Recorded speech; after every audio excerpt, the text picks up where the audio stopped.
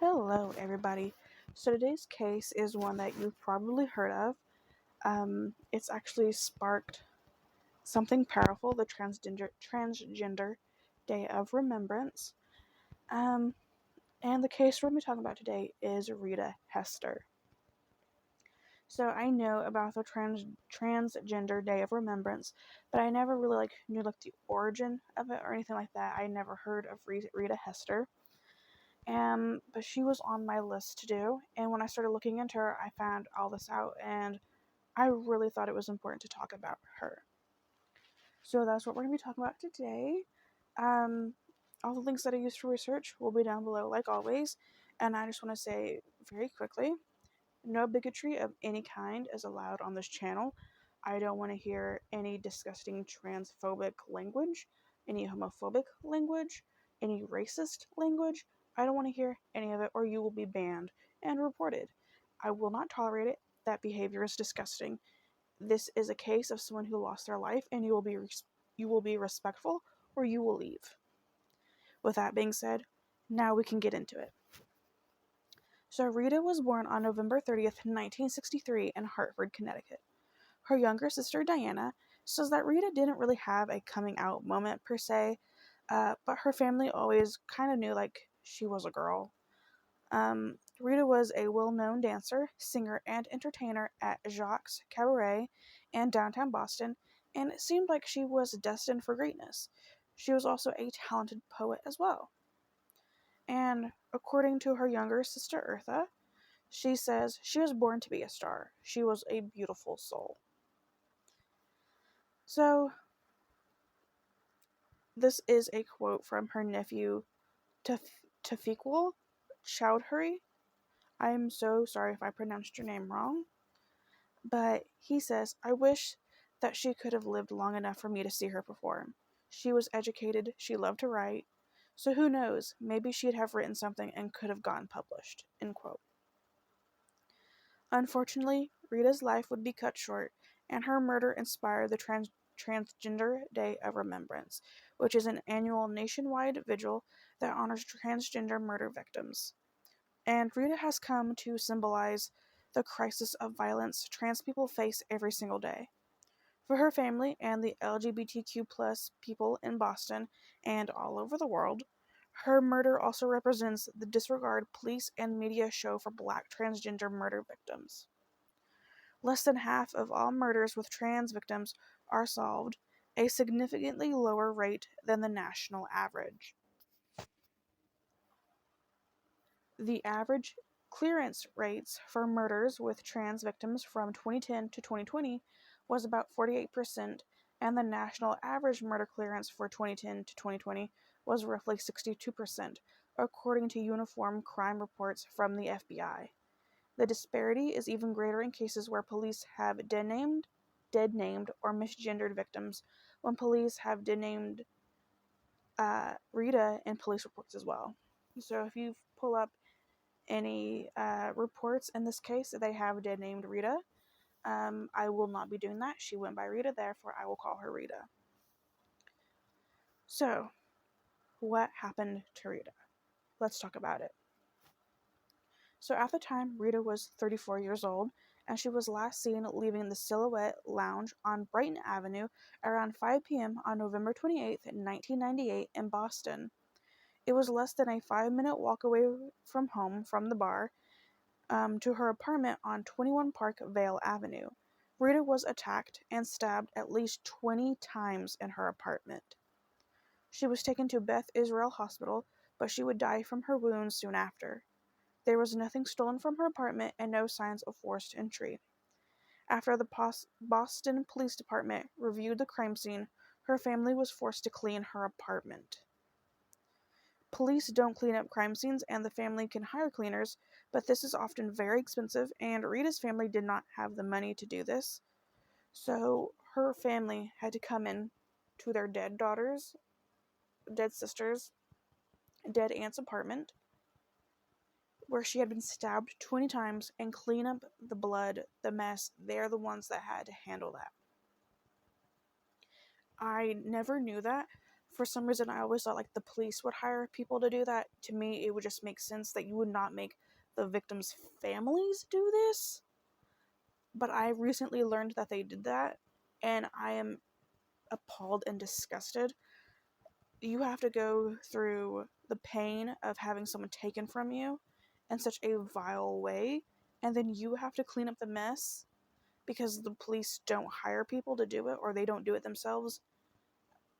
Absolutely disgusting. And while we're on the subject, they don't do that. On top of that, they really don't do their jobs to begin with. They don't try most of the times to figure out who did this. It's salt in the wounds. It's just disgusting. And I cannot imagine the pain that this family was feeling, in any family that has had to do this.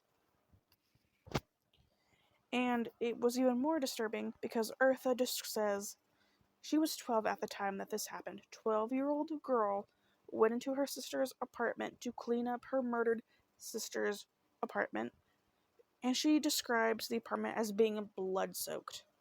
This 12-year-old child had to clean a blood-soaked apartment because the police couldn't be bothered to handle it.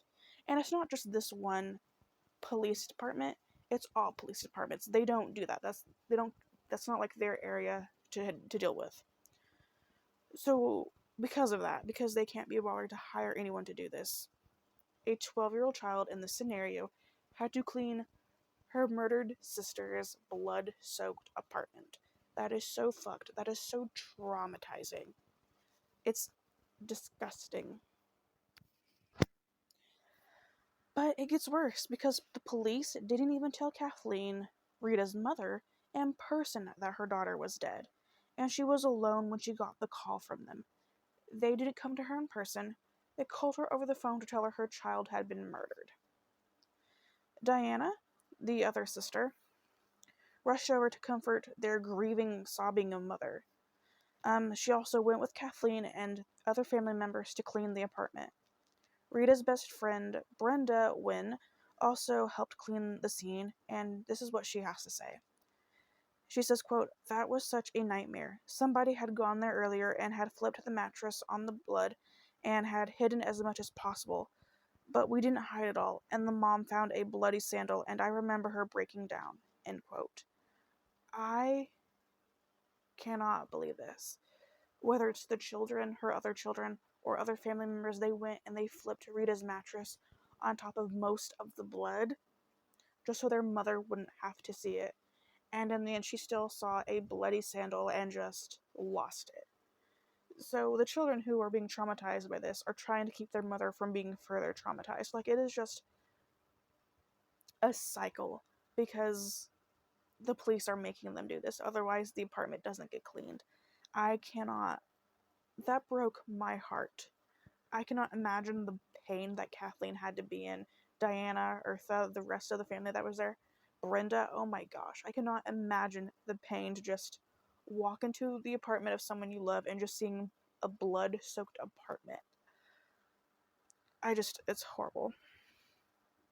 So, Diana says that they found what they thought could be an important piece of evidence, and she says that she doesn't remember what it was now, but at the time they thought that it could be important.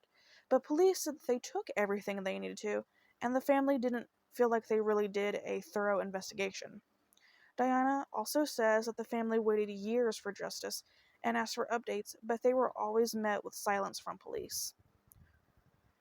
25 years later, and there is still no suspects in this case, leads, or arrests have been made in this case. Nothing, just at a standstill.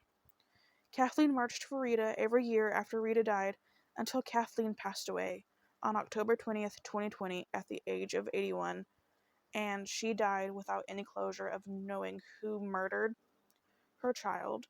She died without the closure of getting Rita closure. She never got to see that chapter be closed. She never got to see someone go to jail, go to prison for what they did. This is a woman who was told when she was alone her child had been murdered. She'd been stabbed 20 times, had to clean her daughter's apartment, and she marched every year from 1998 to 2020 just trying to get justice for her daughter and for other people. And she still died without closure. I cannot. That is absolutely horrifying. I think it's very obvious that in this case, police dropped the ball. Dropped the ball is a nice way to say it. They did virtually nothing.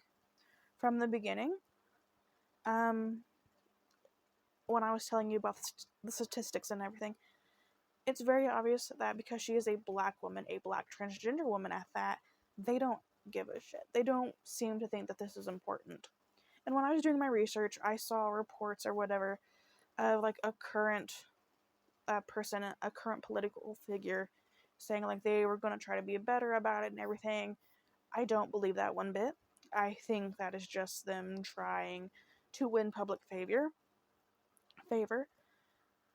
What they really need to do is figure out who the fuck killed Rita Hester and try to treat other transgender victims like fucking people and solve their cases, not give shallow, empty promises that they're not going to fulfill. All I can say is that I hope that the family receives some kind of justice, and I hope that Diana and Eartha don't pass away without knowing what happened to their sister. I hope that they at least in their lifetime get some kind of closure, and Rita can finally be put to rest. The very least, that is what they deserve. Very least, in the very least, Rita deserves to have the person who did this to her to go to prison. That is the bare minimum. Um, with that being said, that is everything I have for you guys. Please uh, do your own research on this case. I thought that this one was one that was very heavy, one that really pulled on my heart. So I really urge you guys to do your own research about it. Look more into Transgender Remembrance Day, and all of that. But with that being said, thank you so much for listening to Rita's story, and I will see you guys in the next video. Bye, guys.